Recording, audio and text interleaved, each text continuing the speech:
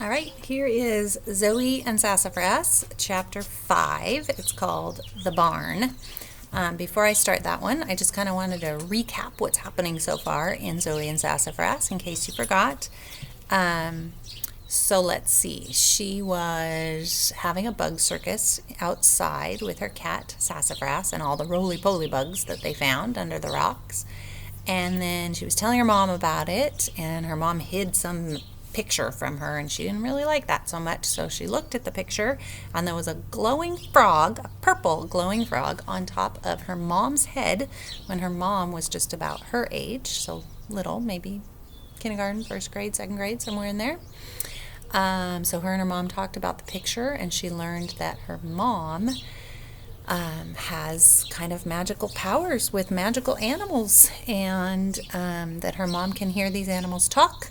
And one time, a long, long time ago, when her mom was little, she helped this magical frog named Pip. He was the purple glowing frog on top of her mom's head, who I think Pip had been hurt.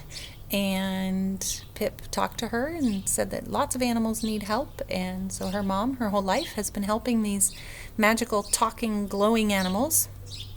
And the animals come to the barn in the back of their house, and they ring the doorbell that's down kind of hidden on the barn when they need her mom's help. And now that Zoey can see these same animals and hear the doorbell too, now it sounds like Zoey is probably going to help her mom take care of the animals while her mom goes on a work trip for a week. So this one is called The Barn.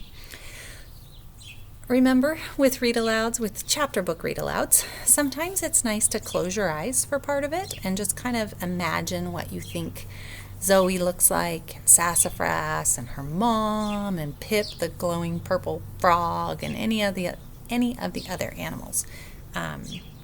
So sometimes that's helpful, to just kind of close your eyes and imagine. The barn. Mom opened the door and we stepped inside. The barn felt different, magical. It was like I'd never seen it before.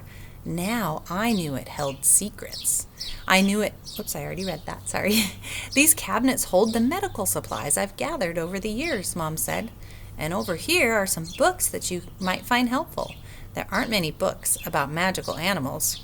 No kidding. But you'll find that magical creatures and everyday animals are often very similar. Once I had a sick winged fox. So a fox that had wings. That's pretty magical. And it helped me to read about both birds and foxes. Sometimes you'll need to run an experiment to figure out what the animal needs or what will work best. You can look through my old science journals over there to get a better idea of what I'm talking about. My heart beat faster. As soon as she was done with the tour, I was heading straight for those journals. My breath caught. There'd be more magical photos in there. I could hardly wait to see them. I interrupted her. So, if I hear the doorbell, I run out here, and the animal will be at the back door, and I bring it inside and try to figure out what's wrong? Mom nodded.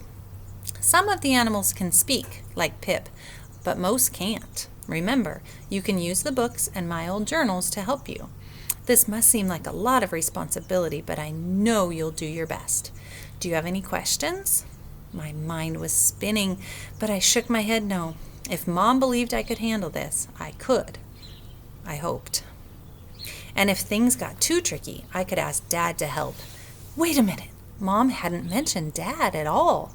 That was definitely strange. What about Dad? Can't he help me? Your father can't see any of the magical animals. Until you saw Pip in that photo, I thought I was the only human who could see them. Mom shook her head sadly. I tried to introduce Pip to your dad once, but he couldn't see or hear him. Whoa, so this was definitely all up to me. Mom kissed me on the head.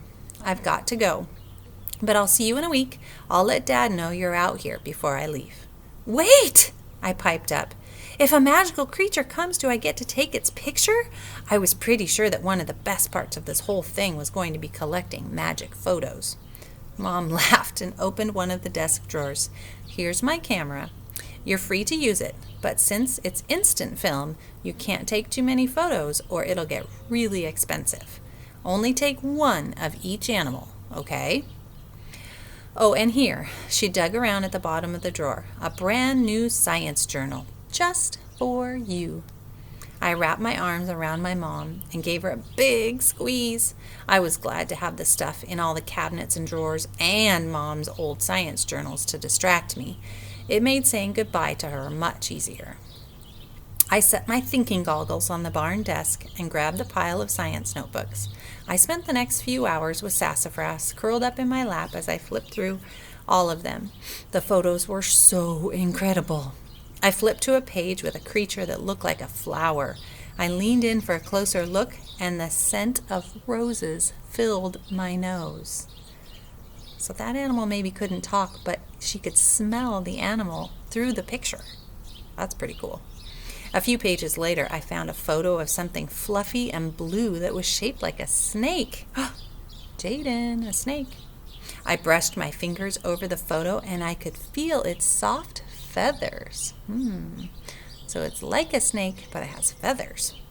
This was going to be so much fun. I could hardly wait to see what creature I'd get to meet first. I'll have to wait and see for the next chapter.